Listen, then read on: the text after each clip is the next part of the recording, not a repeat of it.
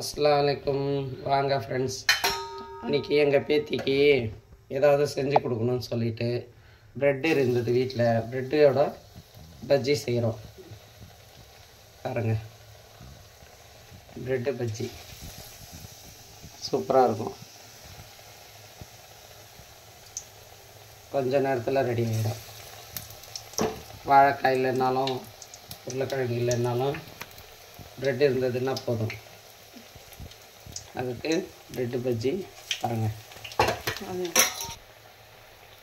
கடையிலேருந்து ப்ரெட்டு மாவு பஜ்ஜிக்கு பஜ்ஜி மாவுன்னு கேட்டால் கொடுப்பாங்க. அதை வாங்கிட்டு வந்து கொஞ்சம் இட்லி மாவு பதத்துக்கு கரைச்சிட்டு நம்ம ப்ரெட்டு எந்த சைஸ்க்கு வேணாலும் கட் பண்ணிக்கலாம். இப்படி நான் 4 பீஸாக கட் பண்ணியிருக்கேன்.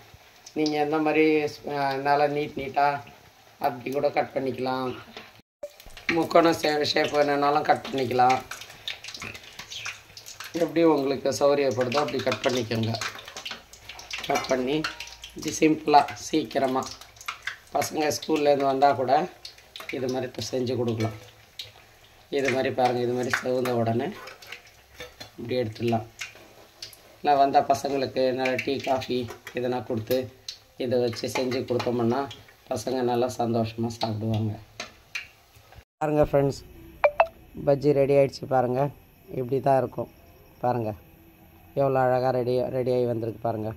இதேமாரி நீங்களும் விருந்தாளிங்க யாருனா வந்தாக்கா வாழைக்காய் பஜ்ஜி உருளைக்கிழங்கு பஜ்ஜி செய்கிறதுக்கு பதிலாக இதேமாரி செஞ்சு கொடுங்க. ப்ரெட் இருந்துச்சுன்னா செஞ்சு கொடுங்க. புதுசாக இருக்கும். குழந்தைங்களுக்கு கூட இது புதுசாக இருக்கும். நல்லா இருக்குது. இதுமாதிரி நல்லா முறுமுறுன்னு இருக்கும். உள்ளே சாஃப்டாகவும் இருக்கும். டீயோடு நீங்கள் தொட்டு சாப்பிட்டு பாருங்களேன். அந்த பஜ்ஜியை சூப்பராக இருக்கும். எல்லோரும் நலமாக இருக்க வேண்டும் என்று அல்லாஹ்விடம் துவா செய்கிறேன். அது துவான்னா என்ன தெரியுங்களா? அது உங்களுக்கு விளக்கம் சொல்லணும்னு சொல்லிட்டு நீங்கள் எல்லோரும் என் குடும்பத்தாருக்கு நான் எப்படி துவா செய்வேனோ அந்த மாதிரி உங்கள் எல்லாருக்கும் துவான்னா வேண்டிக்கிறது, கடவுள்கிட்ட வேண்டிக்கிறது. நீங்களும் நல்லா இருக்கணும் அப்படின்னு சொல்லிட்டு அதுதான் துவான்னா அர்த்தம். நீங்களும் என் ஃபேமிலி தானே, என் ஃப்ரெண்ட்ஸ் இல்லையா?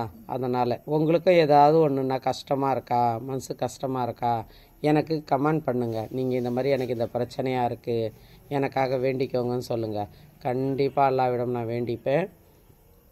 லைக் பண்ணுங்கள், ஷேர் பண்ணுங்கள், சப்ஸ்கிரைப் பண்ணுங்கள். அஸ்ஸலாமு அலைக்கும் வரஹ்மத்துல்லாஹி வபரகாத்துஹு. ஜஸாக்கல்லாஹ்.